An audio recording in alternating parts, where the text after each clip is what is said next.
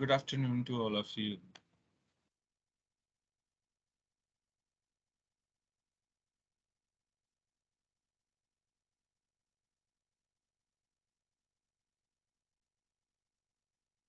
Okay, team.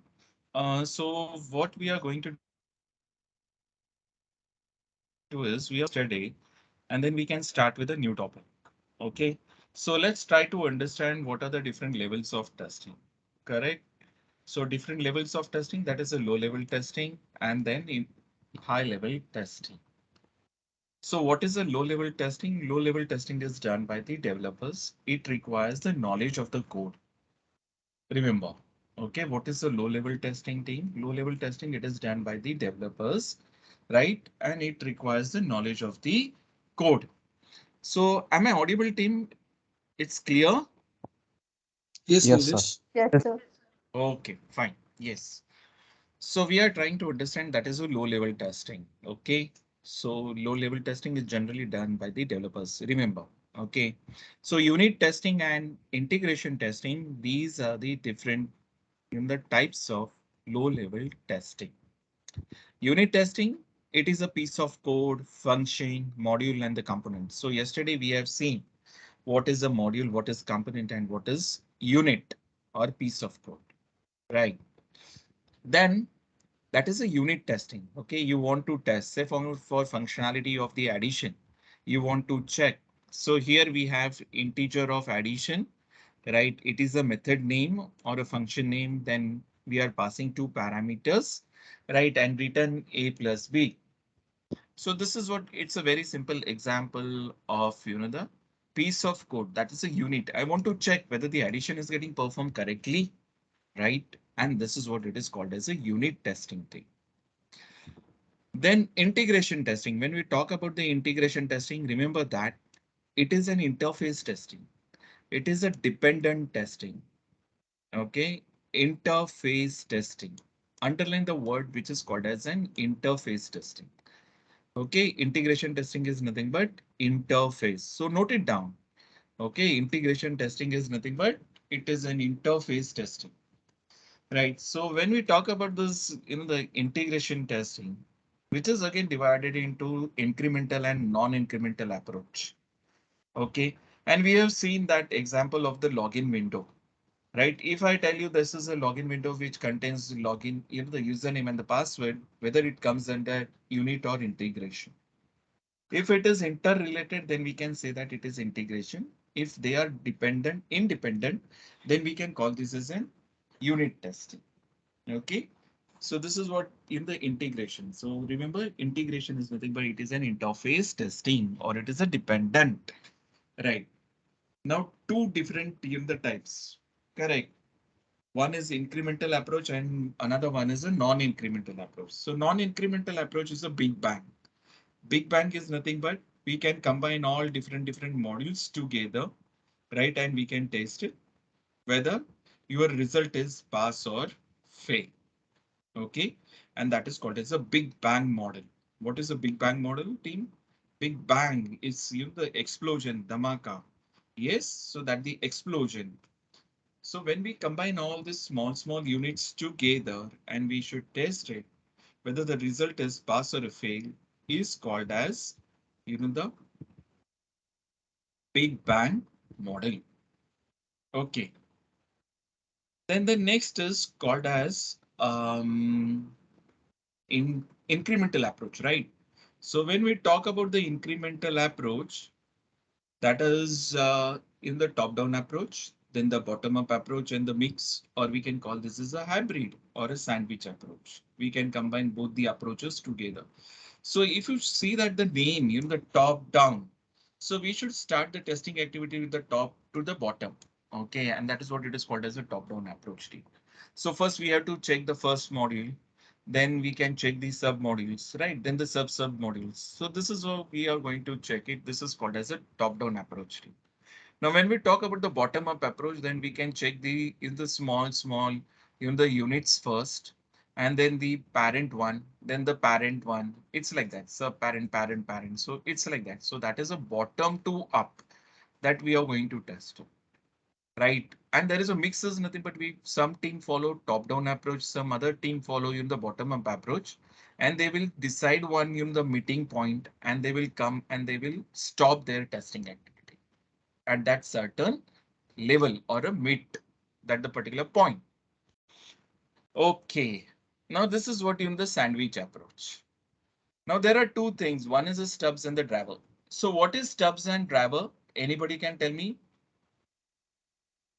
Temporary storage. Yeah, there are temporary functions.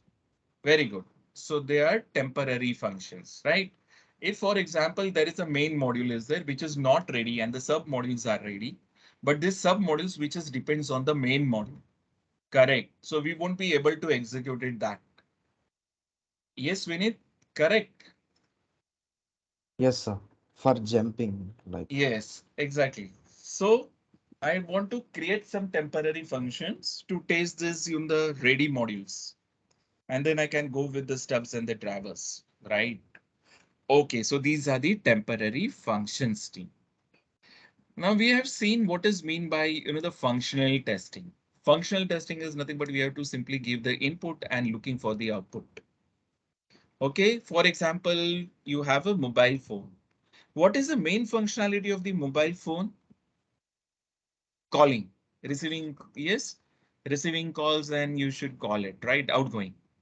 That is the main purpose, the main. Underline the word, that is the main functionality, right? So we have to check whether it is able to, we are able to call it or whether we are able to receive the call. Correct? That is what you want to check. And this is what it is called as a functional testing.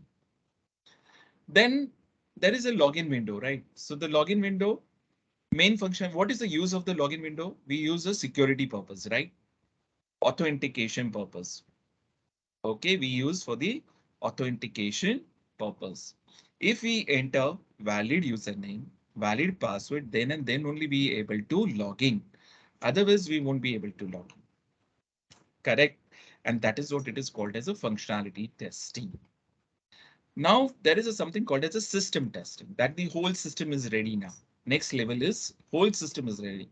We are already done with the unit testing. We have already done with the integration testing, then the in the functional, and then we should go with the non-functional testing team, right? Non-functional. So when we talk about this in the system testing, there are different types of testings are there, like compatibility testing, performance testing, usability testing, right? So we have already seen this in the different types of testings. So the compatibility testing is nothing but whether that the particular application is compatible with the different operating systems, whether it is compatible with the different browsers. Correct. So there is an application which is getting open in the Chrome, whether it is getting into the Edge, you are going to check that is what the different browsers. So which is called as a compatibility testing. Now the performance. So when we talk about the performance, remember team, consider the load, stress, and volume. When we consider this stress, load, and volume, right, then it becomes a performance. Okay, overall performance in short. So load in terms of the users, stress, which is beyond the limit, that is a breakpoint. Okay, there is a rubber band. If you stretch it at a certain level, it will break down. And that is what it is a stress. Correct stress testing. Then volume.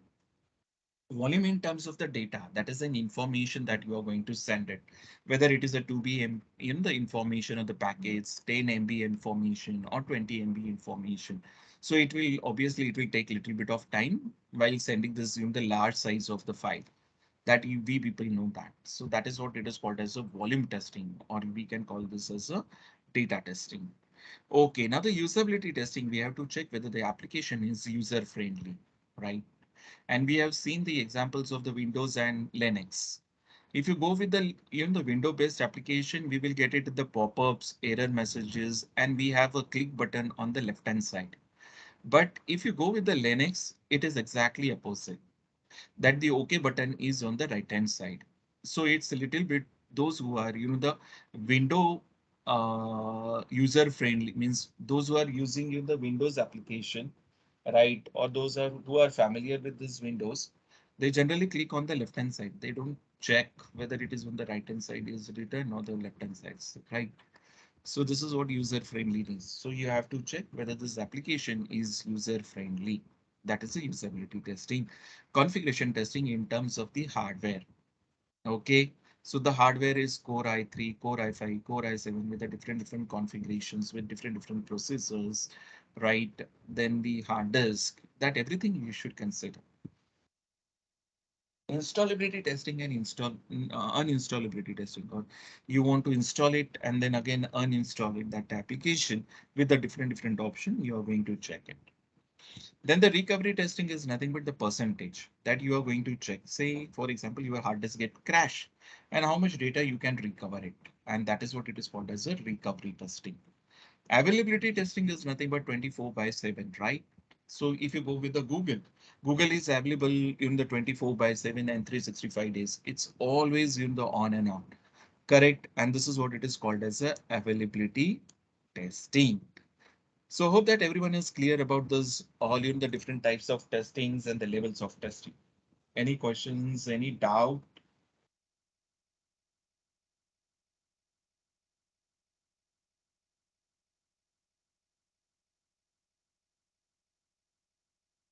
Yes, team, please answer. Yes, sir. Nothing. No, sir. Okay, good to go. Yes. Yes, sir. Yes, sir. Sir. Yes, sir. Okay, fine. So let's move to the next level. So this is all about, the different types of the testing. So let me just close this one. Now we have seen that is a verification and the validation team. If you are aware about it, right? We have already gone through the verification and validation. Now, verification is nothing but it is a static process and validation is nothing but it is a dynamic process. Correct? So verification techniques we have already gone through, that is a peer review inspection walkthrough, right? Even the test checking is another, the approach. Then the static analysis. When we talk about the validation part, it is divided into the structural and behavioral. So the structural is nothing but white box testing and the behavioral is nothing but black box testing. Black box is divided into the non-functional and the functional. So we have already seen that non-functional like usability, performance and all, compatibility, all this stuff. Now the behavioral is nothing but this is a black box testing method. Functional, there are different approaches in the methods like equivalence partitioning, boundary value analysis, cause effect graphing, random testing, that state transition diagram. So there are different approaches are there, right? So we are trying to get into this in detail later on. Okay, so let me just go and check it out. Yes. So the black box testing methods. So all of you have know what is the white box and the black box. Yes, team. What is white box testing? We need to have the knowledge of code. Correct. Yes, perfectly right. You should have the knowledge of that code. Right? We are going to see inside that box. That is a logic. Okay. So that is what it is called as a white box testing. Then what is a black box testing? Doesn't require the knowledge of code. Yes, it doesn't require knowledge of the code, right? Which is called as a black box testing. Now, okay, you know that what is mean by the black box testing, right? Now we are trying to understand what are the methods are there. How we are going to achieve this black box testing method, right? How we are going to achieve this in the white box testing. Yes, we know that white box testing is what. We know that what is the black box testing also. But how to perform? Yes, how to do this? Okay, right?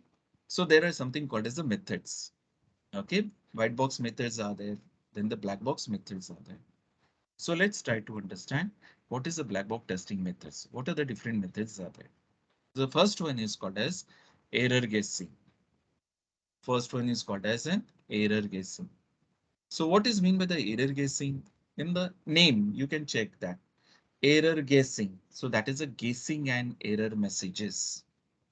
Guessing and error messages. Say for example, if it is written here the date. So the date is, you know that the 30th of, the Feb and 2021. Okay, which is an invalid date, right? It's a Feb. Now, if you enter this date into the date field, it should pop up an error message. And based on the experience, okay, what is that? Based on experience, very important thing. What is that? Based on the experience, we should be able to understand this, whether that the field is valid or invalid, right? Say for example, there is an amount. And if I enter 9 and then the alphabets, numeric, something, alphanumeric, if I try to enter into that field, then it is an invalid amount, or which is, it should not accept that thing, right? The amount should not accept. Obviously, why? It should accept only numeric values. That the amount field should accept only numeric values, team, right? So if I enter 45,000, then and then only it is a valid one. Otherwise, it will take as a invalid and it will pop up an error message. And based on the experience, you people can easily guess that it should pop up an error message. And this is what it is called as an error guessing. So based on an experience, remember team, it is also called as an experience based testing. Okay, this one is called as experience based testing. Now the next, let's move to the next. That is a boundary value analysis team. Okay, boundary value analysis. Now, what is mean by this boundary value analysis? The boundaries of +1 and -1. I repeat, what is mean by the boundary value analysis? The boundaries of +1 and -1. Now, sir, what is this exactly? Okay, I will explain what is mean by this boundary value analysis. Okay, let me just open one paintbrush, and let's take one example. We can say that there is a salary field team. Okay, there is a salary field. This is a salary field. Okay, so refield. And the range of this salary, it should accept, there is a grade. I can say that there is a grade called as B grade. Okay, and B grade, it is getting the salary, say dollar, mm, say 200 to dollar, say 400. Okay, I'm giving just range. I mean, just try to understand this. Okay, dollar of say 200. Okay, to annual salary is dollar of say 400. Now this is a range team. And how you are going to validate it, this field? How you are going to check this field? Right now you got it the range, right? So this is what the range is. So this is 200 and this is 400. Now, what is boundary value analysis? BVA. BVA is nothing but boundary value analysis. Boundaries of +1 and -1 t. Boundaries of +1 and -1. Okay. Now, what are the boundaries are there, team? If you check it out, 200 and 400. These are the boundaries. Yes or no? Correct. So the boundaries of +1 and -1. So if I add +1, then 201. Getting my point? If I add 200, 200 plus 1, what is that? 201. Okay. -1, 200 minus 1, it's 199. Correct. Then the 400. Okay, so the 400 is nothing but it is in the 400 minus 1. It's 399. Okay, it's 399. And plus 1. Okay, plus 1 is nothing but 401. Right. So now I have to check the salary field. I should enter these values. That is the valid entries as well as invalid entries. And I have to check whether it accepts this in the values. Okay. If it accepts 199, then there is an error. If it accepts 401, there is an error. Why? Because the range is 200 to 400. So now we have written, how many test cases. See, this is what in the means the values. I'm talking about the values. How many values or how many test cases we have written. So the 199, this is the one value. I can call this as a test case one, TC1. Okay, then the 200, this is test case two. 300, sorry, 2 not, that is my test case 3. This is my test case 4. This is my test case 5. And this is my test case 6. So now if you check it out, team, we have written 6 test cases to validate in the salary field. How many test cases we have written? 6 test cases to validate this salary package. Correct? The salary field, right? And this is what it is called as a boundary value analysis. Okay. We are going to take some more examples to understand this boundary value analysis. Okay. We are trying to understand this boundary value analysis. There is a something called as equivalence partition. EP. Note it down. There is a something called as a third method, which is called as equivalence partitioning. Partition. Okay. ING. Partition. Okay. So what is this equivalence partitioning means? Equally distributed.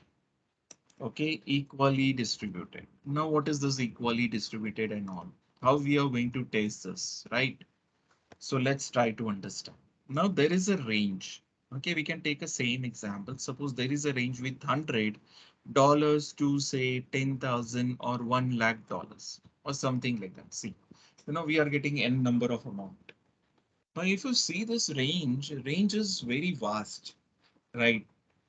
Means 100 to that particular amount. It's very in the big range basically. If I go with the boundary value analysis, I can test 99, 101, 101, and then I can test directly after this 101. I'm going to test it, check with that particular value 99999. Okay, but what about this 101 to that 999? Whether it is acceptable or not, this is question, right? Even say for example, now you have a color option. There is a field called as a color. And you have blue color, red color, green color, the violet color, anything, n number of colors are there. So how you are going to test it with the different colors? Okay, then we should go with the equivalence partitioning. We should go with the equivalence partitioning. Now, what are the steps are there, right? So first we create a equivalence class. We create an equivalence class, which is called as EC class, EC1 as one, which is a valid range. So the valid range is nothing but which is 100 to that particular amount, whatever it is. That is a equivalence class 1T. Then I can go with the equivalence class 2, which is invalid class, invalid range, okay, which is say greater, less than, okay, less than 10, yes, 100. Less than 100 means it's 99 something, and which is greater than, okay, that is again invalid range or invalid in the value. If you check it out, Now we created a 3 equivalence classes. I'm saying that 1 valid range and 2 invalid range, right? And which is assume the greater than that the particular amount. Yes, team. So how many test cases we are going to write it down over here? I'm going to write it down, the 3 test cases. But what about this range, right? If I go with, the 99 or 1012999, how I'm going to validate that the in the in between that the particular number is accepting or not accepting? So we should go with something called as equally distributed. Say, for example, I can take 100 to 1000. This is a one range. Then 1001, say 1001 to say 2000. Just I'm giving you an example, Tina. So 2001 to say 3000. In the 3000, whatever you want to take a range, you can take that particular range, which should be equally distributed. And this is called as the equivalence partitioning. Okay, we can call this as a equivalence partitioning. And we are trying to enter all these values. We are trying to give any value between this range. Then again, I'm trying to give the any value between this range. I'm going to give this the any value between this range, and this range. And this is what it is called as a equivalence partitioning. Okay. What are the different methods are there? Black box methods, black box testing methods, error guessing and error messages, right? You can, based on the experience, you can easily find out that errors. Boundary value analysis, the boundaries of +1 and -1, right? I gave the example of $200 to 400. I explained that, right? So the boundaries of +1 and -1. So the boundaries is nothing but 200 and then 400.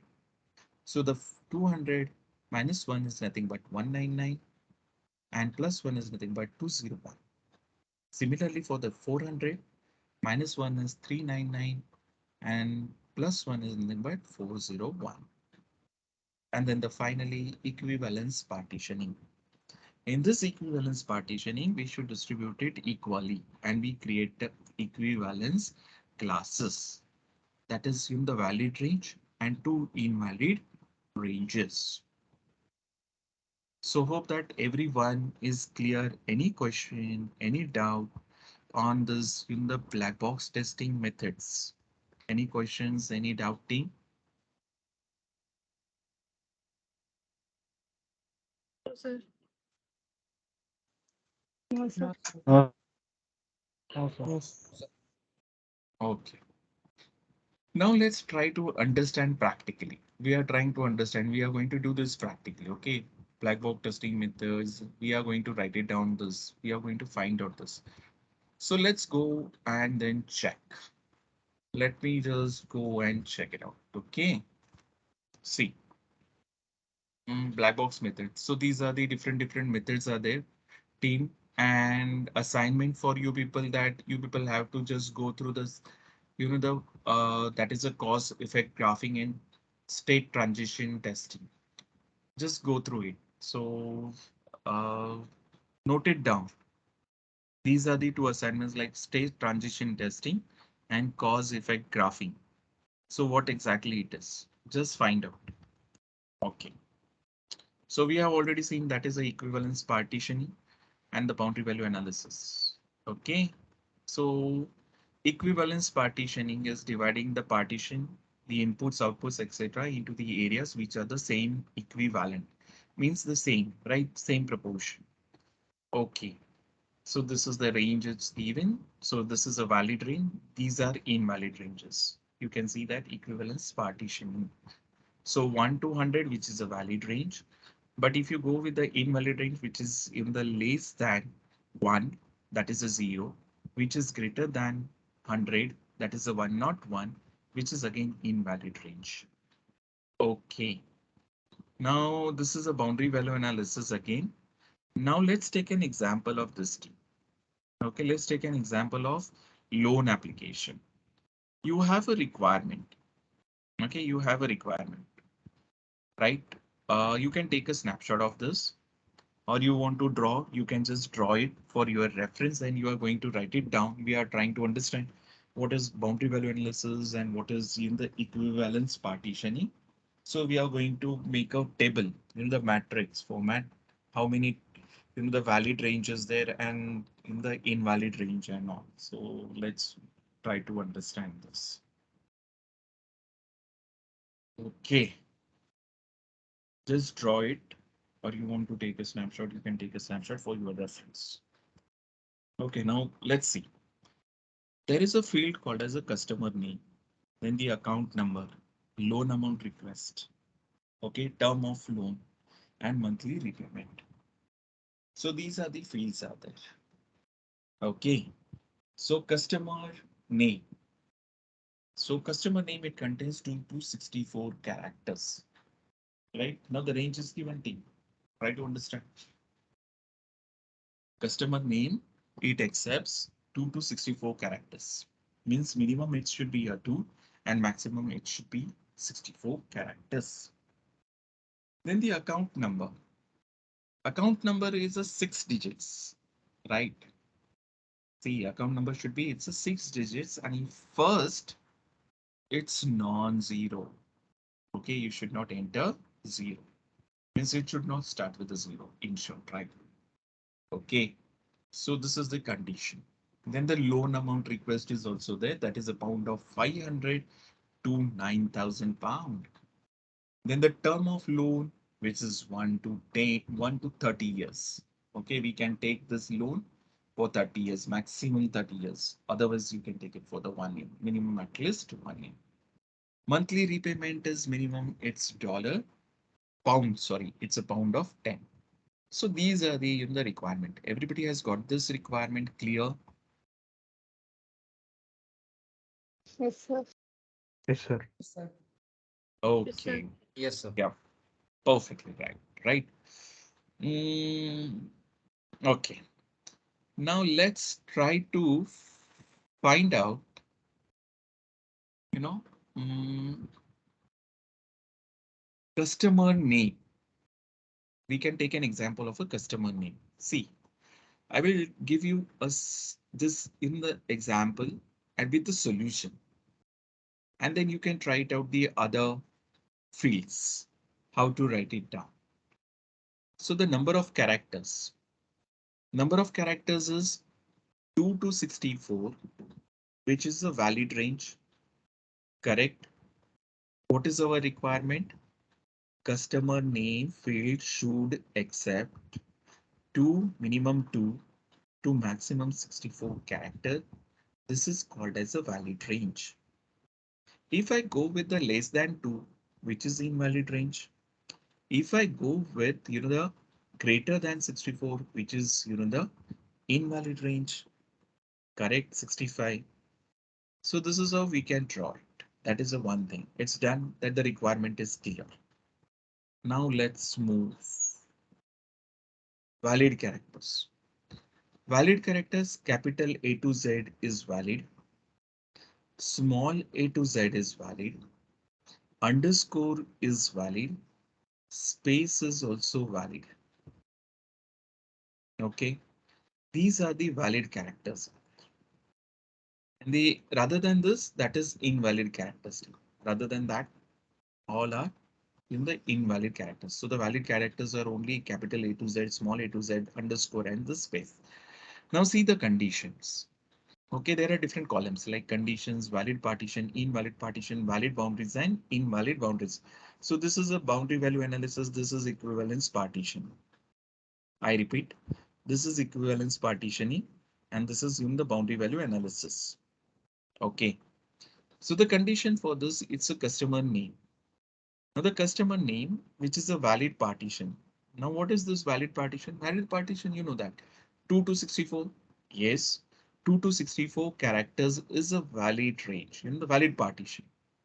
Then even any in the valid characters like A to Z, small a to Z, space, underscore, which is in the valid one. It's allowed basically, right? So these are the two things. Understand? So 2 to 64 characters. It's a valid characters. This is what valid partition. Now, what is invalid partition? Invalid partition which is less than the 2, correct? Which is less than the 2 means it's 1, which is invalid character. Greater than 64 is nothing but 65, which is invalid characters, and any other which is invalid characters. Right. So this is what invalid partitions. We are talking about invalid partitions.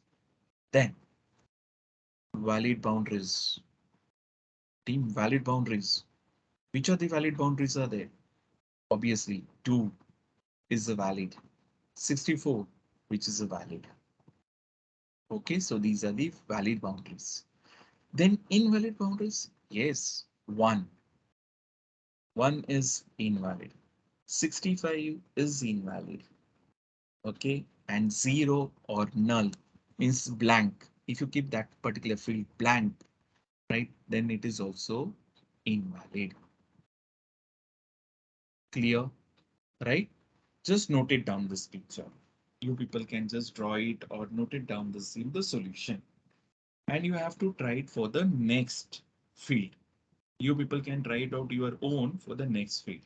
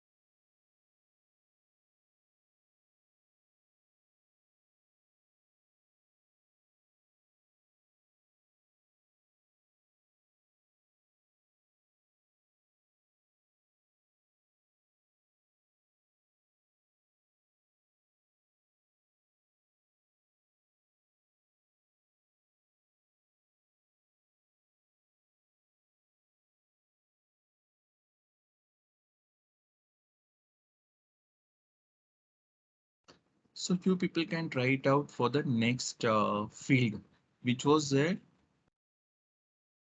Next one after customer name. Account number. Okay. Try for Account this. number. Yeah, account number. Try it for account number. You people can try it out your own. I will give the solution. You can try it out first, and then I will give you the solution.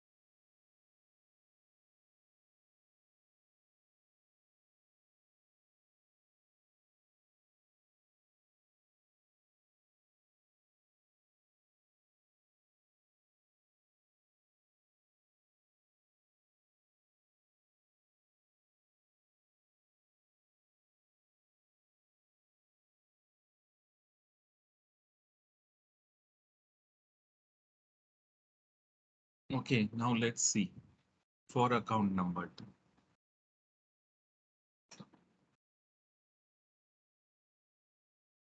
Okay, now first character. Valid is non-zero, right? Valid is non-zero and invalid is 0. If I enter it starts with 0, then it's wrong, correct? And its range is 6 characters, right? Correct? Yes. So let's go and check. So the number of digits that is a valid is 6.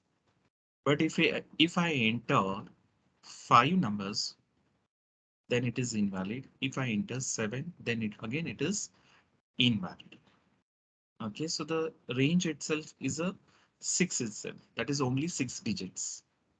Okay, and it should start with non-zero. It should start with a non-zero. Okay. Now the next is you can check it out. Cross-check with your table. Conditions is nothing but account number. Valid partitions 6 digits. First non-zero. First non-zero. That is a valid partitions. Invalid partitions like less than 6 digits, greater than 6 digits. So 6 itself is a valid one, right? So the both 5 and 7 are invalid. So this is what the 5 and the 7. Then the first, if it starts with the 0, that is also a invalid partition. And very important, you should also include a non-digit also. If I enter valid in the any other character rather than the number, right? If I enter alphabet, if I enter special character, so which is not allowed and which is called as a non-digit. Okay, which is called as a non-digit.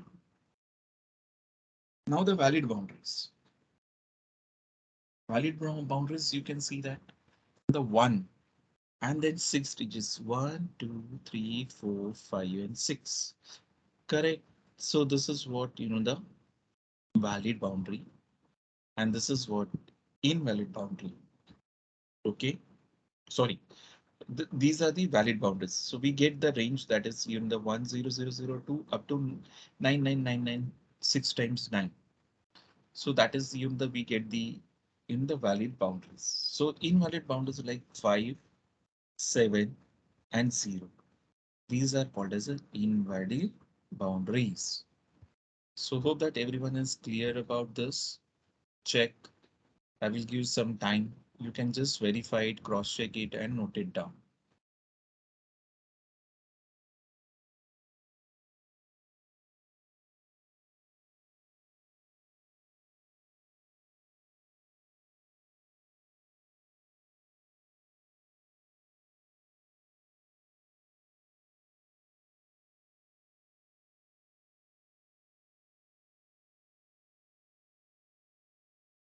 Sir, hello. Ah, yes. Sir, do valid boundaries have same values for all of them? Valid boundaries, right? So that is one. Yes, It sir. should start with, it's a 6 digits, right? It's a 6 digit. So it should not start with, the 0. So we can start with the 1 and then you can check 1, 2, 3, 4, 5, and 6. So there are 6 digits are there. So we are getting a range basically, right? We are getting a range that the account numbers we are getting. In short, I'm telling you. And this is a 999, which is a 6 digits. 1, 2, 3, 4, 5, and 6. So these are coming in the valid boundaries. Okay. Yes, sir. Okay, sir. Thank you.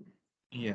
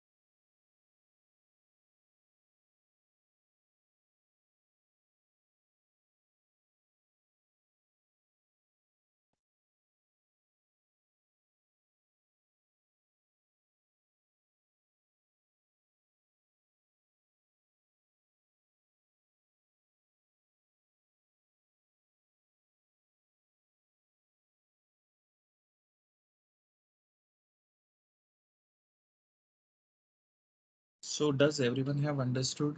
Clear team? Yes, sir. Yes, sir. Yes, Okay, sir.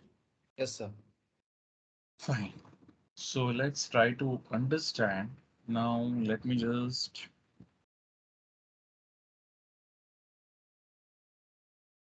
okay.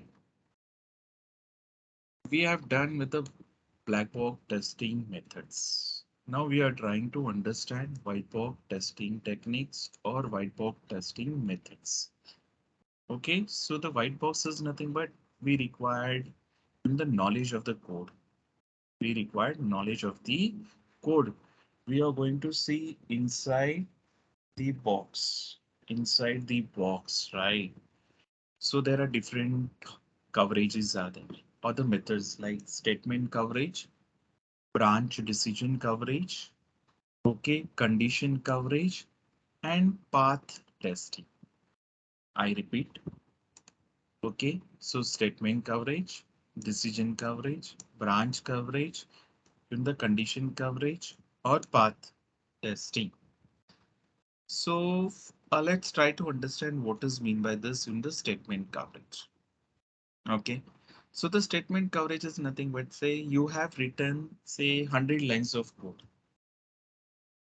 Okay, you have written 100 lines of code. So each and every statement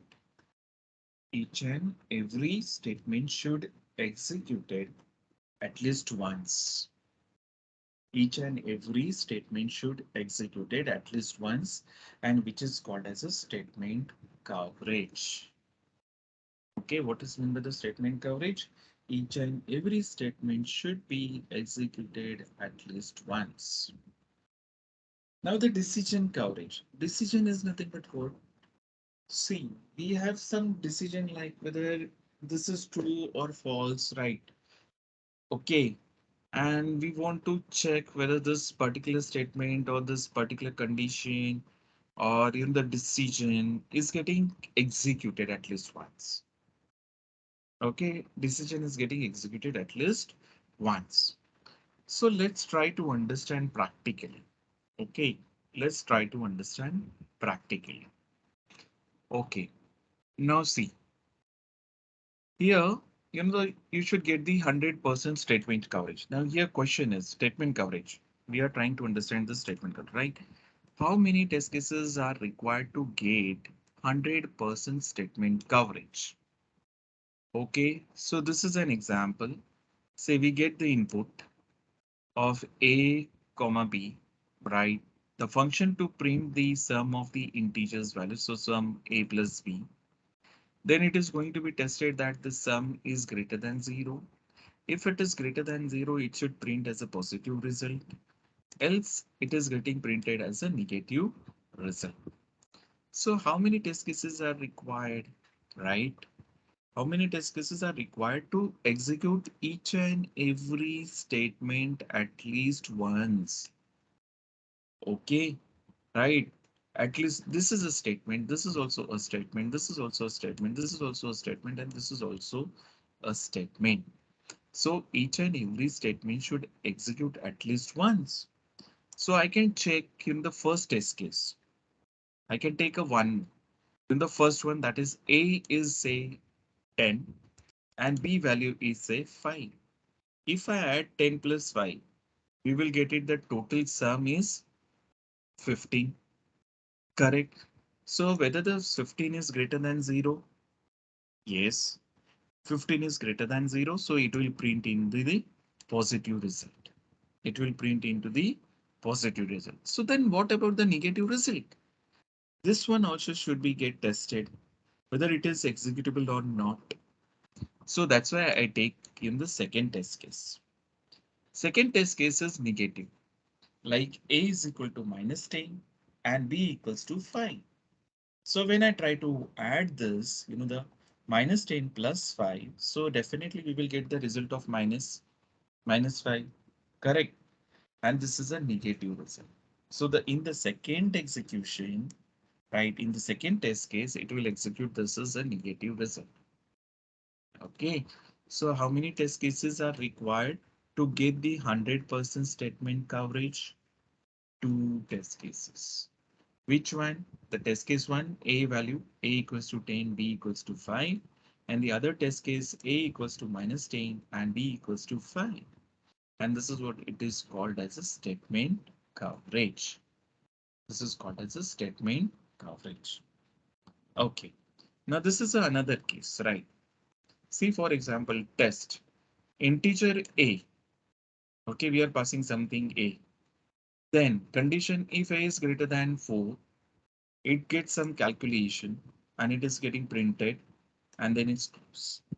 Right? All the statements are there. Now, if you check, so how many test cases are required to test all these statements?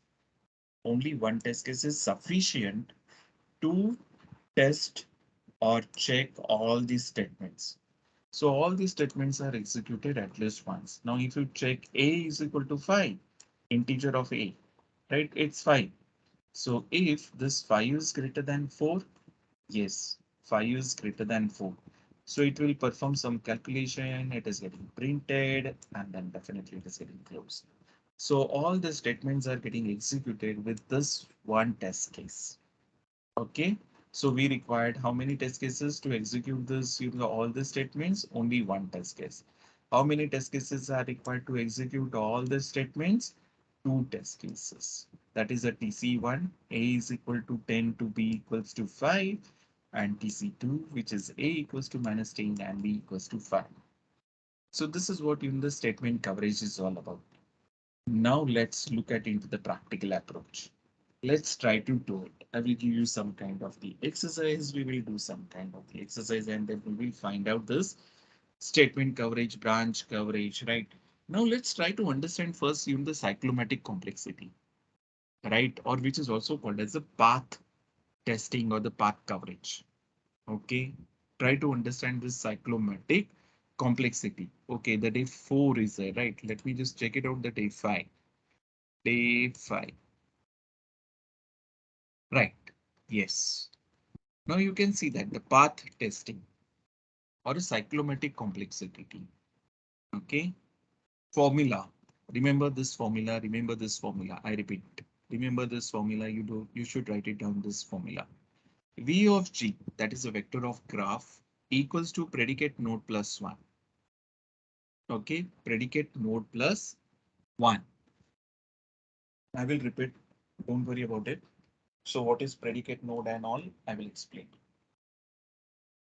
Then the next. V of G, that is a vector of graph, E minus n plus 2.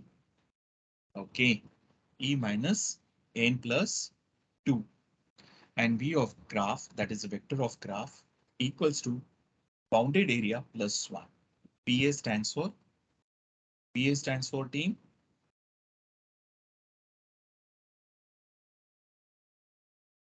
Bounded area. Bounded area. Bonded area. Bounded area. Okay, bounded area plus 1. Now let's try to find out the minimal path. Okay, we are trying to understand this cyclomatic complexity.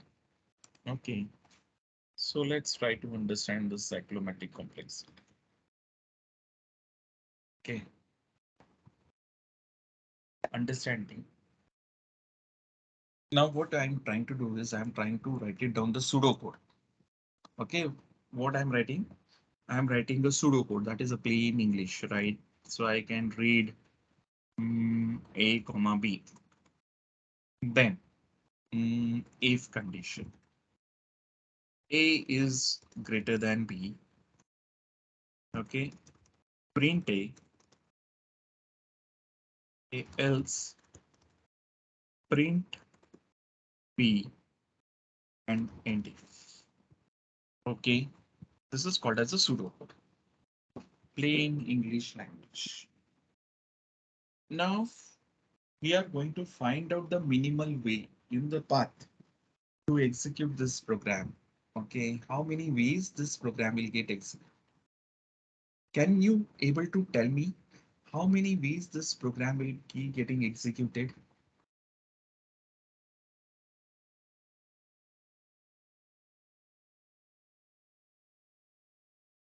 I want to execute all the statements team, right? See, I want to execute this statement, this statement, this statement, this statement, right? So how to do this basically? Or how many ways are there we can execute this program? Two ways. Two ways, exactly. Two ways. Remember this. Your answer is, the two ways that we can execute this program. So what I'm trying to do is I'm going to give the numbering over here, right? This is what in the pseudocode, and then I'm going to draw a flow chart.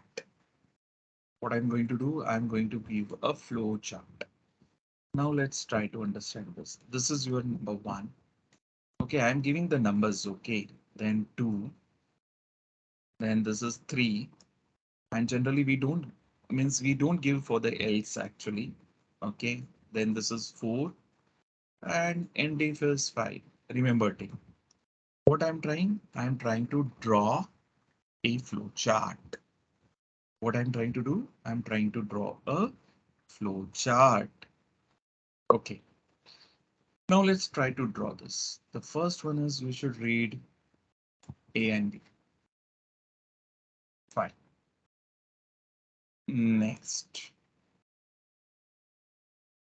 Next. Okay. Next, what I'm trying to do is I'm trying to go with the condition whether A is greater than B.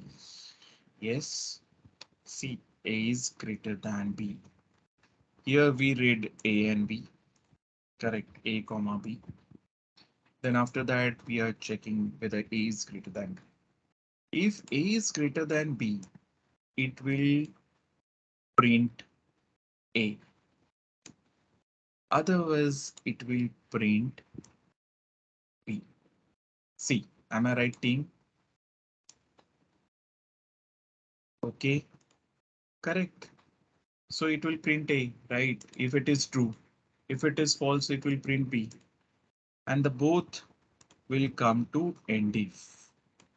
Both will come to end if. End if. Even if you go with this, it will come to the end if. It will go with this, it will come to the end if. So this is what the end if. Everyone is clear? Yes, sir.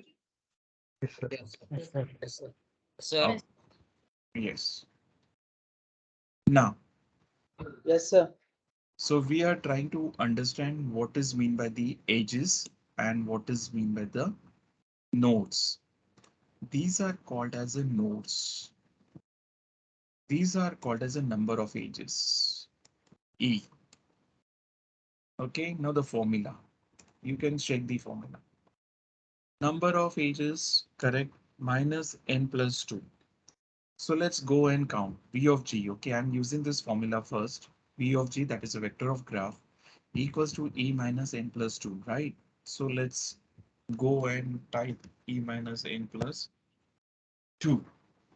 So let's go and type vector of graph equals to minus n plus 2t. So how many number of edges are there, team? Count, please. Five. 5. How many nodes are there, team? Five. Plus 2. Answer. Two. We are getting the correct answer. Yes. Okay. This is a one way. Means this is first, the formula. Now let's go with another formula. V of G is equal to bounded area plus 1. Bounded area plus 1. So what is bounded area, right? Now if you go and check it out, this is called as a bounded area T. This area is called as a bounded area. Okay. So how many bounded areas I have? One. One. 1 plus 1 is answer is Two. 2. Correct. So this one is also valid. Now the next one. Next one. So vector of graph, vector of, oh, sorry. let me just. Okay, so vector of graph equals to right predicate node plus one. Now, which one is the predicate? Okay, now the question is, which one is the predicate node? Now, you know that these are called as the nodes, but which one is a predicate node, right? Now, if you check this incoming, what I'm trying to tell is, I just want to draw an arrow. Okay, this is called as a incoming edges. So here only one incoming. Here there is no in the two more than one edge, and it should be a incoming edges. Okay, right. If you check it out, this is also a one edge. Okay, but here if you check it out, there are two edges which are coming towards this node. And this is called as a predicate node. This is called as a predicate node. Right, team? This is called as a predicate node. So how many predicate nodes are there? Only one. Okay, that is incoming. Understand this. This is what I'm trying to tell you. This is what incoming. Okay. Incoming. So this is what incoming. This is incoming. And this is also incoming. So this is called as a predicate node. So 1 plus 1 is again answer is 2. Clear, Vinith? Sir, once predicate node means one, more than one incoming node is known as predicate node. Age. More than one incoming edge. Age, yeah. More than one incoming age. Okay. Okay. Sir. Yeah. So this is called as a predicate node. Okay. So this is what, exactly this is what in the cyclomatic complexity is all about. We can find out the minimal path. The way actually that the program gets executed. Or it is also called as a path testing, and it is a white box testing method. It is called as a white box testing method. Okay, so practically we are trying to understand this. What is the white box testing methods? What is white box testing and what are the different the methods are there? White box testing methods. Okay, so let's try to understand this. Decision coverage test, transition coverage that you people have to go and check it out. Now these are the different techniques are there. Statement testing, branch decision coverage, data flow testing, okay, then the branch condition testing, branch condition combination testing, see, then the modified condition decision testing, then the LCSAJ, which is called as a linear code sequence and jump testing. These are the white box testing methods. These are called as a white box testing methods. Okay. Right. So let's try to understand what is a statement coverage. Now, if you see this in the percentage of executable statement exercised by a test suite equals to number of the statement exercise divided by the total number of the statements. Now you can take an example. You have written say 100 lines of code or the statements and out of which 87 statements are executable. Then the statement coverage we can call as a 87%. Okay, we can call this as a 87%. So the formula, remember team, note it down the formula, right? That is, the how to get this statement coverage. So the statement coverage is equal to number of the statement exercise means executed. Okay, into bracket, you can write it down the executed and the total number of these statements. And you can note it down the example like program has 100 statement and out of which 87 statements executed. So we will get the statement coverage is 87%.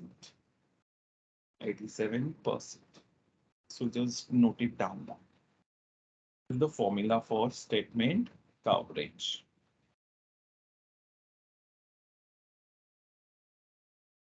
Okay.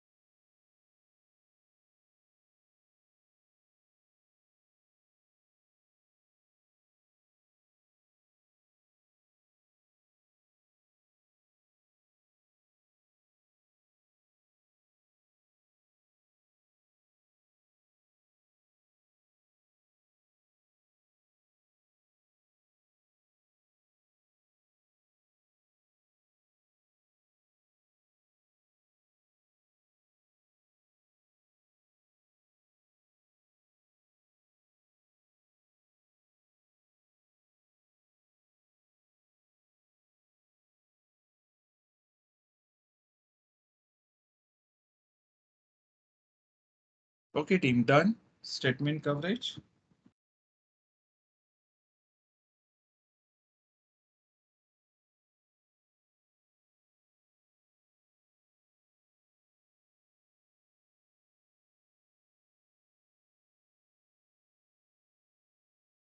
Yes, sir.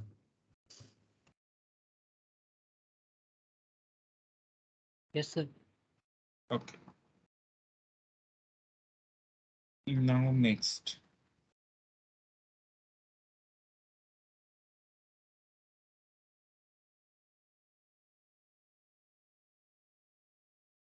So example of statement coverage team. Try to understand. Read A. If A is greater than 6, then it will assign to the B equals to A, right? So that the A is getting assigned to the B, then end if, and then it will print B. Now the question is, how many test cases are required to execute all these statements? Okay, getting my point? How many test cases are required to execute all the all the statements, team? One. One. One. One. Exactly. Very good. So we required only one test case, and that is a 7. Okay, so the expected output. Now you can see that all these statements are getting executed.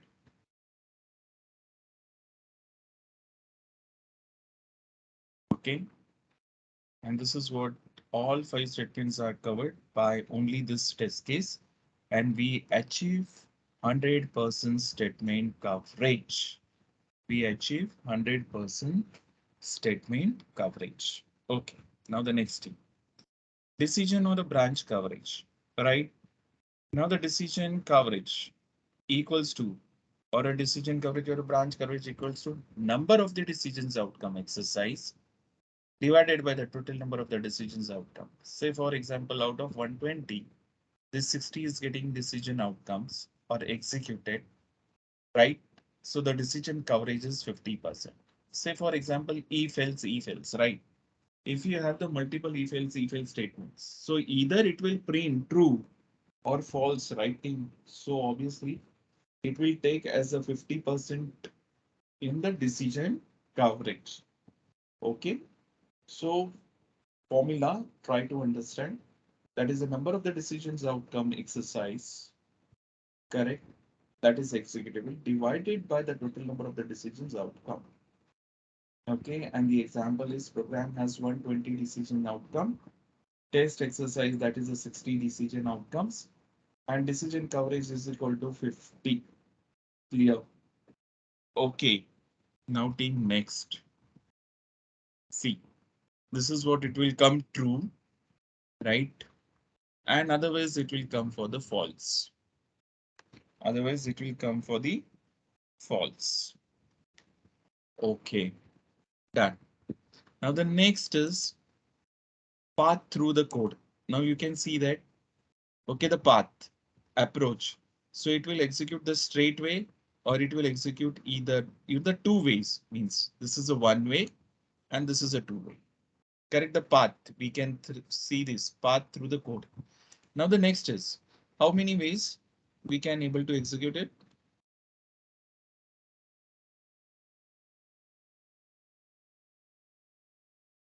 Two ways.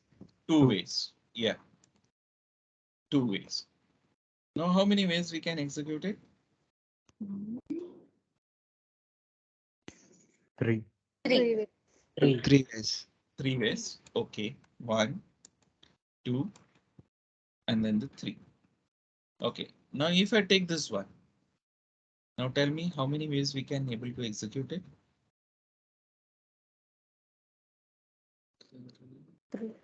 Three ways. Three. Three or four? Four ways. Three. Four ways. Four ways.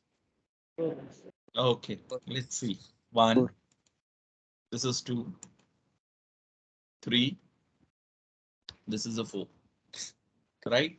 So these are the four ways that we can execute it. Okay, and if you go with the loop, like infinite loop, right? It goes on and on like this. So many things. Fine. Let it be. Let's take a simple example to understand this, the statement coverage or cyclomatic complexity. We are trying to identify that. Okay, we are going to take some examples. Okay, so wait for a card to be inserted. Okay, then if that the card is valid card, then enter pin number. So it should display enter pin number, correct? If pin number is valid, then select transaction. Else, otherwise it display that is a pin is invalid. Else means you inserted this card. Okay, the card is valid. If it is in the valid card, then and then only it will go inside this. Otherwise, if else means this else. Otherwise, reject card. Right? Reject card. Now you can see the flow. Okay. Now we have to draw the flow diagram. Okay, end. Now see, this is wait. Then after this, whether it is a valid card or invalid card, right? If it is a valid one, then it should display that enter pin number. Then again, it will check the condition whether it is a valid pin or invalid pin. If it is a valid pin, then it should display the select transactions. Otherwise, else it's end, right? So obviously, when we select this transaction, it will come to the end. So that is a common end team. This is a common end. Even if you get into this, the invalid card, it should come over here at the end only. So let's see. Now, if this is not a valid pin, then it display that pin is invalid and it will come to the end. And otherwise, this one, see the no, it's rejected and this is. So this is how you people have to draw this in the flow chart basically. When we get some kind of pseudo code or something, then we have to draw a flow chart, and based on this flow chart, we have to find out the cyclomatic complexity and all in the statement coverage, branch decision coverage and all. So let's see now the second example too. Second example, it's very simple example, right? Read a And if that A is greater than 0, if A is greater than 0 team, okay, then, or if A is equal to 21, then print key, then end if. How many test cases are required, right? So let's understand the question. Cyclomatic complexity, statement coverage, and branch coverage. So you're going to calculate, you're going to check. Okay, that is due to the statement cyclomatic complexity, and then calculating statement coverage and branch coverage. So how many test cases are required to get 100% statement coverage? Okay, now tell me. You can draw in the flow chart first. Okay, let's draw it. You people also try to do it parallelly. Okay, do it. Okay, see, read A. So this is what read A. Read A. You can draw this. First, you should write it down the pseudocode. Read of A. If A is greater than 0, then note it down this. Note it down.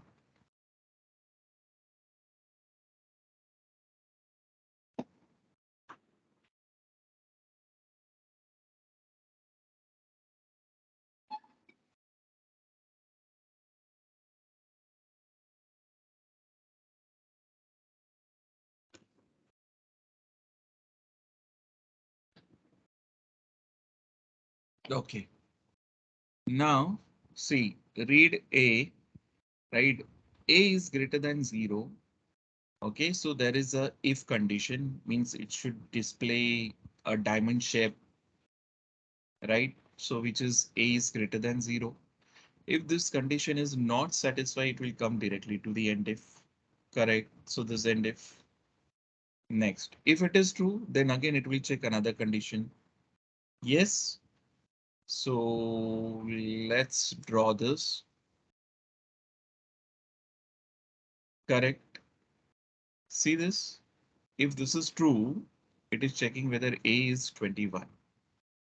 If this A is 21, then if it is not there, then it will come to the end if.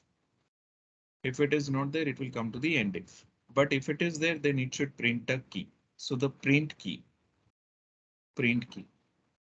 So now tell me cyclomatic complexity, statement coverage, and branch decision coverage. So cyclomatic complexity is 2. 2 or 3. 3.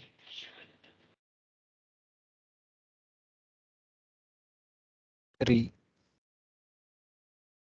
3, sir. 3. 3.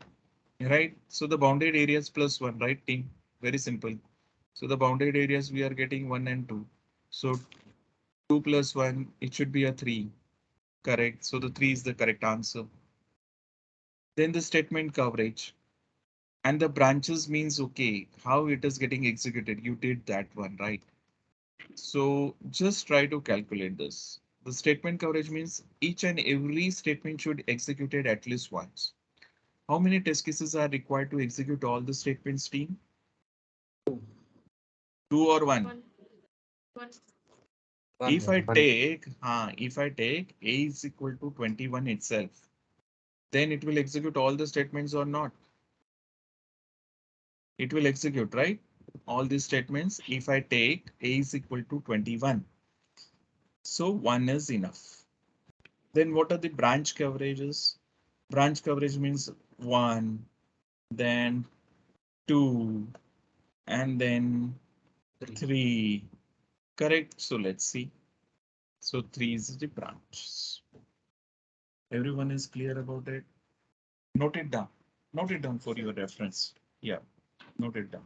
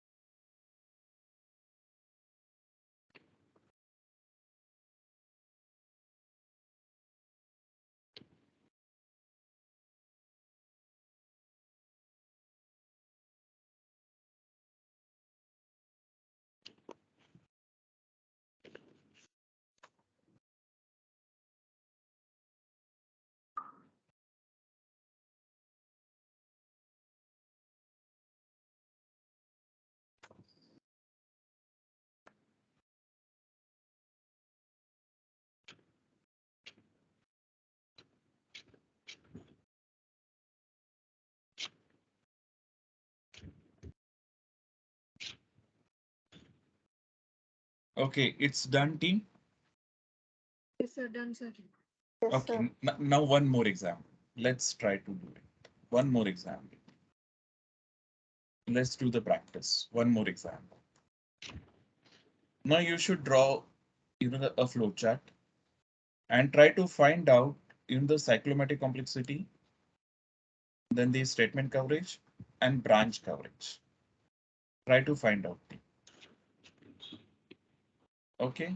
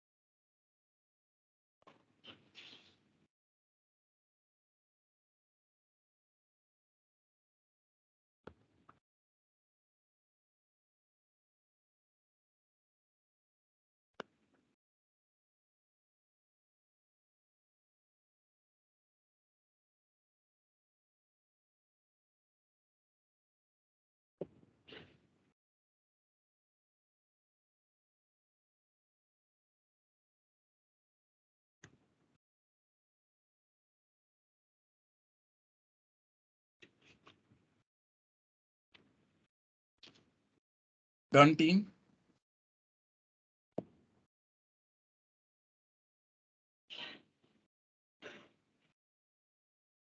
Yes, all of you are done? You're not yet. Sir. Yes, sir. Okay, let's see. Just verify it. So first we have to draw a flow chart. Okay, we have to draw a flow chart. So read A and B.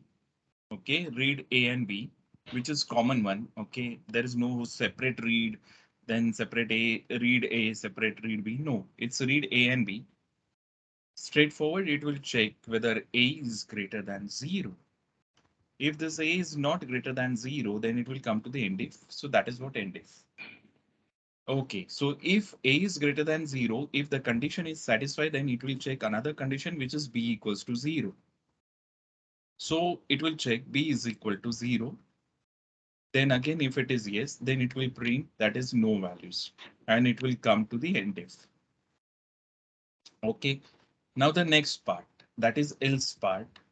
Okay, it should print. So it's printing B. And then again, it will check for the another condition that A is greater than 21. It will check whether A is greater than 21. If it is not greater than 21, then it will come to the end if. If it is true, then it will print A and then it will come to the end if. So this is what the flow chart.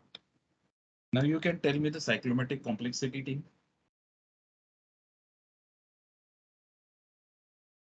3, 4, sir. 4. 4. Sir.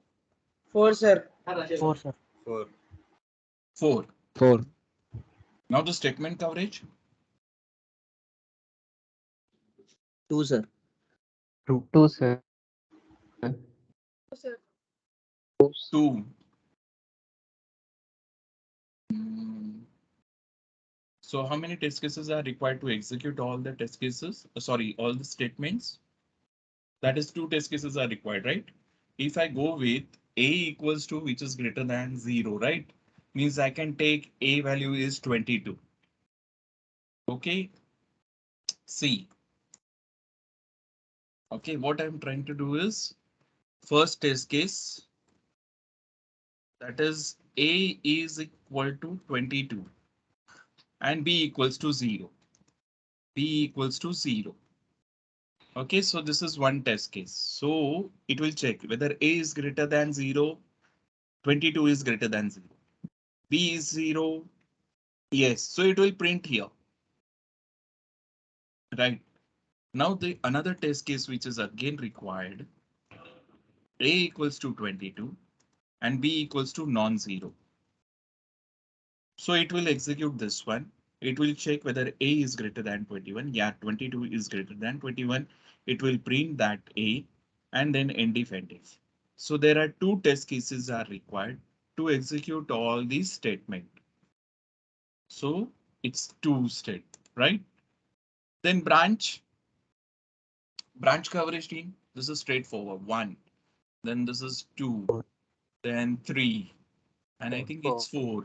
4, right? Yeah. So it's 4T. So it's 4. Sir, one Yeah. second, sir. In statement coverage, let's do once like this formula, sir. Number of statements of exercised by total number of statements. Yes. How can we do that, sir? See, now for this, the statement coverage team, right? How many test cases are required to execute all each and every statement? Okay, how many test cases are required?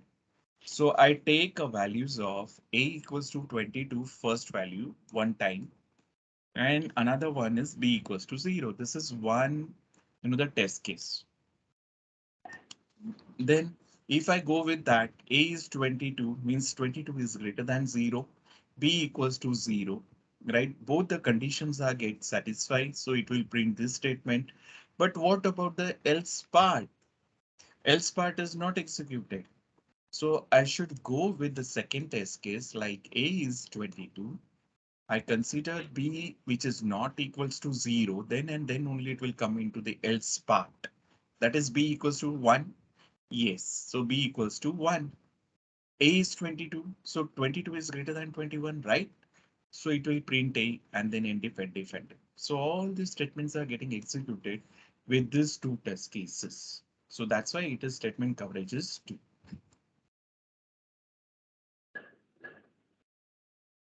Okay.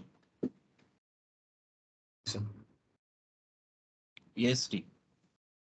Right. So this is all about, the statement coverage, branch decision coverage and all thing. Right. So you people understood this, the what is the path testing, what is cyclomatic complexity and all. Right. Then the different types of the system testings. Now the last one team that is called as a UAT. Note it down. The UAT, user acceptance testing, levels of testing. So we have already covered unit testing, integration testing, functional testing. Under functional testing, we have seen that is the behavioral, right, which is the black box and the white box testing. Then the methods also we have gone through. Then after that, non-functional or a system testing, different testing types. And then finally, UAT, that is a user acceptance testing. So user acceptance testing is again divided into the two types. One is called as a alpha testing and the other one is called as a beta testing, right? So I think you was very small or the kids when that the Gmail was launched. Okay, and they released that Gmail for the beta version. Okay, beta version. That is for the trial version kind of a thing, whether that the Gmail is working properly or not. They were testing, okay, by the end user. And that is what it is called as a beta testing. Okay, beta testing. Remember, I gave one example, Gmail. Remember this thing. I will ask you again. Okay, so the alpha testing is nothing but what testing is performed within the organization. Testing is performed within the organization. Beta testing is performed outside the organization.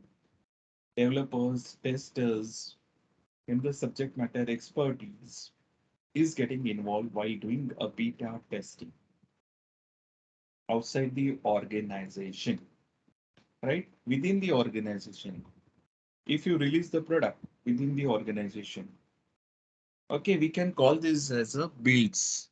You heard about these terms, I think so. Just check it out, these builds. And when you release the product into the market, then it becomes a version, right? So version number this, so and so on, right?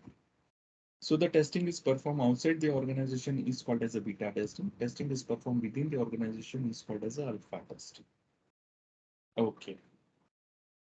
Now we are going to see a different types of testing there. We have already seen that is a non-functional testing, like performance load, stress, volume, usability, compatibility testing. Right. Now here we are going to see in the different types of testing. Very important thing. Okay. First is called as a regression testing. The term, understand that. Regression. So the regression is nothing but the re-execution of existing test cases. I repeat, in the regression testing is nothing but re-execution of existing test cases. Okay, right. Now let's take an example that there is a login window, right? And this login window contains, okay, let me just explain you what is regression testing. Okay, so this login window contains username, password, OK button. And we can call this as a build A. We can call this as a build A. Okay, this is called as a build A. Right. And I have written, say, 15 test cases. Is this build A? Now, one more build has come. Okay, now there is a one build which has come with one more functionality called as cancel button. Now the cancel button is added, and we can call this as a build B. See, all of you are getting this point, okay? Build B for cancel button, right? So there are two builds, build A, which contains OK button. Build B has launched with the cancel button that the new features has been added, right? And for the new features, I have written, the 5 test cases. For example, no, team, I have written 5 test cases. So if I want to test build B, see, try to understand that team. Okay, I want to test this build B. Okay, I want to test this build B. Then how many test cases I need to execute? Whether I have to execute 5 test cases or I should go with 15 plus 5 test cases. Anybody can help me? 15 plus 5. Okay, 15 plus 5. correct. So I should go with the 15 plus 5 test cases. That is total in the 20 test cases. Okay, so why I should go with the 15 test cases team? Why don't I go with only 5 test cases? That is a cancel button, right? New functionality, only cancel button. So I can go with the cancel button only, right? Why should I go with the previous functionality? Right? And this is what it is called as a regression. Basically, you people are right that I should go with the 15 plus in the 5. You people are absolutely right. Now, this is the definition of regression test cases or the regression testing, right? So this new functionality won't get impacted on the older functionality. New functionality means the developers has added some code, right? Okay, and this will not get impacted on the older functionality. And that's why we should test this 15 test cases, whether it is working as it is, right? In the previous build, it was working fine. So now the build B has come up with the new functionalities, like cancel button is added. Developers has written some code for the cancel. Okay, right. So the 5 test cases has been added. So this 15 plus 5, I should go with that 20 test cases, right? So new functionality won't get impacted on the other functionality.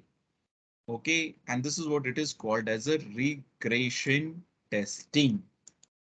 Regression is nothing but new functionality won't get impacted on the previous functionality.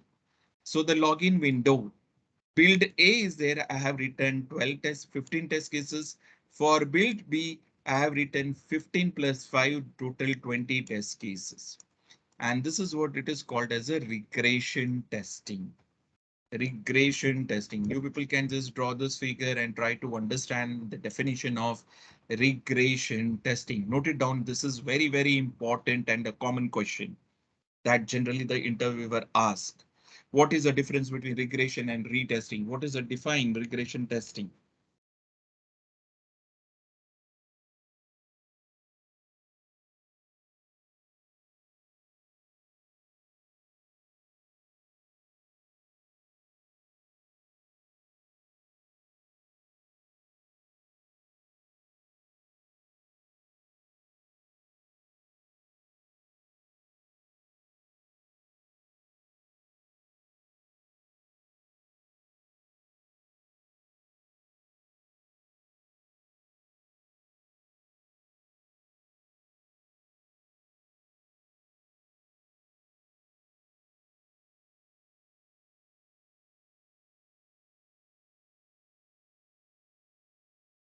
So everyone has understood this regression testing team. Clear? Any questions, any doubt till now?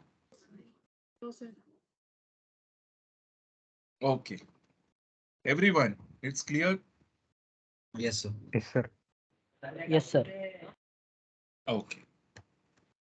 Right. Now let's try to understand what is mean by the retesting. Okay, retesting. Retesting is also called as a confirmation testing. Underline the word confirmation. Note it down, team.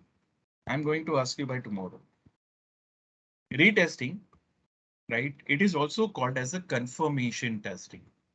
Confirmation testing, right?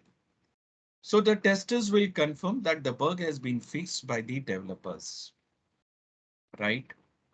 What is this? Confirmation testing. Testers will confirm that the bug has been fixed by the developers, right? So generally what happened, as a tester, you find the bug, okay, and you report it bug to the developer, and it will assign to the developer. The developer is going to open that bug. We are going to see that defect life cycle. This is called as a defect management life cycle that will be discussed later on, but try to understand what is a retest. Okay, it is assigned to the developers that he should fix that bug. So once he fixes that bug, as a tester, that is our responsibility that we should confirm it that the bug has been fixed by the developers or not. And this is called as a retesting. It is also called as a confirmation testing, right? Now you can see the cycle.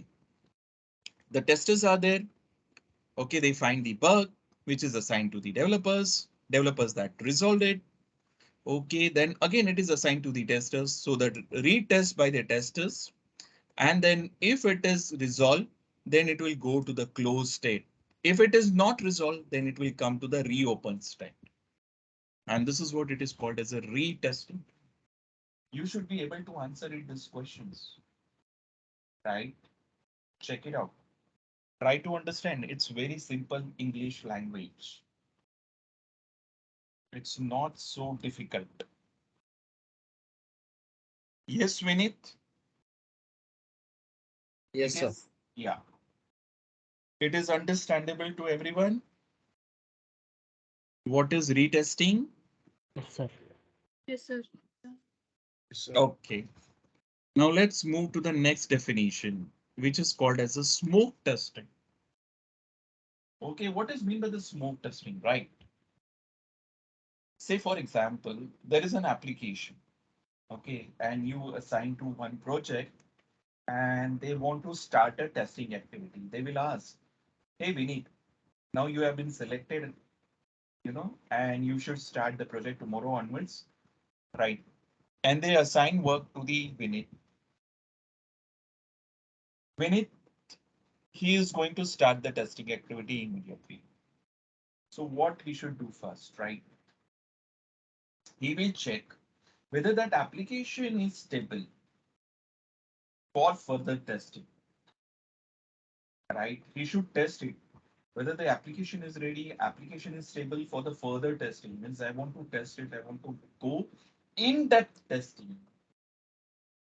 I want to go in-depth testing, but when I should go with in-depth testing? This is my question. So I need to perform smoke testing. And the smoke testing is also called as a build verification testing. Build verification. So, smoke testing is also called as a build verification testing. We have to check whether the build is okay for further testing to check the basic functionality. And then only we can go in detail testing. Okay. So what is mean by the smoke? Smoke testing is nothing but to check the basic functionality. Okay, we can check the basic functionality. Now let's take an example of a login window. You people know that what is the main functionality of the login window? If I enter a valid entries, correct? If I enter valid entries, then it should get login. If I enter invalid entries, means if I enter invalid username, if I enter invalid password, then it should display a proper error message. Finish. And this is what it is called as a basic functionality. I'm not going to check in details like whether I have to enter, the permutation combination, whether invalid password, no. Just enter valid the username and the password and check whether we are able to log in. Finish. That is the one thing. Then the second is if I enter wrong username or the password and then I click on the submit button or the OK button, then it should display a message.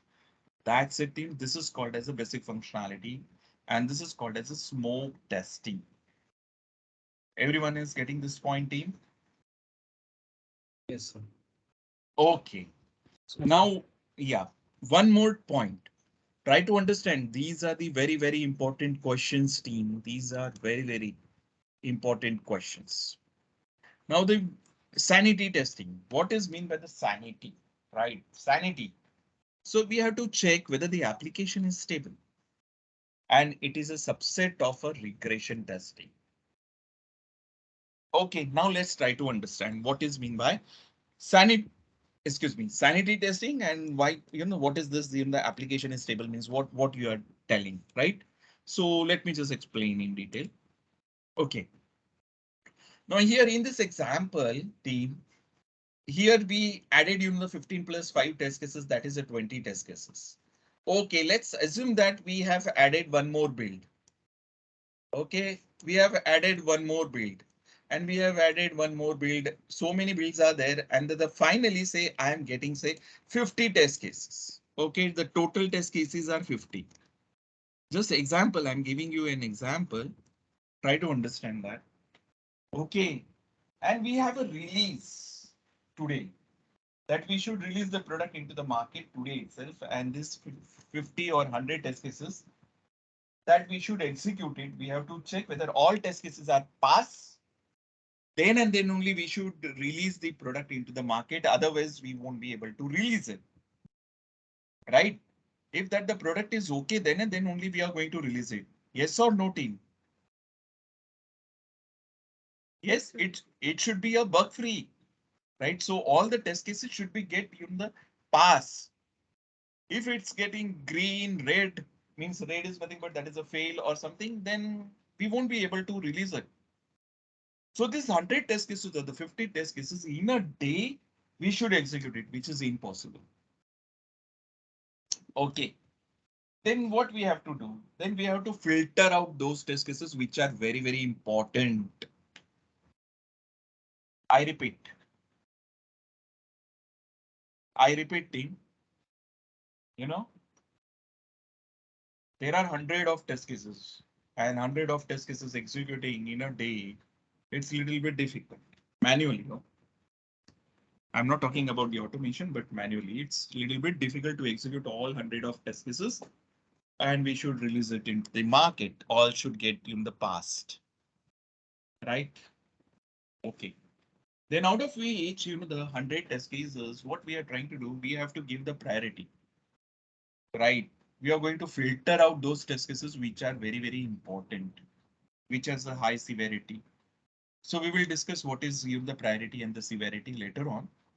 Okay, but try to understand this. Okay, so yes, so the out of which say 100 test cases, I am filtering out 50 test cases, which is very, very important. And I can confirm that if this 50 test cases are pass, then that application is stable. Means we can release the product. I am getting that much of confidence that 50 important test cases should get executed. And this is what it is called as a sanity testing. And that's why it is a subset of your regression. That's why it is called as a subset of regression team. Everyone is getting this point? Yes, sir. Yes. Yes, sir. Okay. Right. So try to understand all this, the different types of testing. Just go through this once. Okay. And then we will take a break. I think we can take a break for 10 minutes or 15 minutes and then we will continue. So hope that everyone is clear, right? No questions, no queries. Sir, can you explain the example of smoke testing? Okay, smoke testing, right? Now see, if you selected for a project, right? And you are new into the project and you want to start the testing activity, this is what you are doing first time. Okay, this is your first day that you are going to start the testing activity, right? Now they gave the application to you that you have to test this application. You should start with the testing activity. Are you going to start it directly? Okay, you are going to write down the test cases. You are going to check that blah, blah, blah things. No. What you are going to check, you are going to check whether that the build is, fair enough for the further testing, or it is okay for the further testing. Further testing means in-depth testing. Okay, you are going to check the basic functionality is working fine, right? Means okay, if I click on the OK button, it should perform some action. If I click on the cancel button, that the particular window should get closed. This is the basic functionality you are going to check. Okay, and this is what it is called as a build verification testing, right? If the build is okay, then and then only you are going to check in-depth testing. And this is what it is called as a smoke testing. Smoke, right? Basic functionality. You are not going to check in details. Yes, if it is okay, this everything is okay that the functionality, say if you click on the cancel button and that the particular window is not getting cancelled or closed, are you going to check it further testing? No, you are going to stop. You are going to say that first you should resolve this, the error. Okay, I'm just tested that is the basic functionality is not working. What are the, then you will find n number of bugs into the, while testing. Correct. So that's why we should stop that testing activity. We should tell them first you should resolve it and then we will resume the testing activity. So it's like that. Clear? Yes, sir, it's clear. Thank you. Okay. Yeah, perfectly right. Okay, team. So now we'll take a break and then we will continue. Right? So, yeah.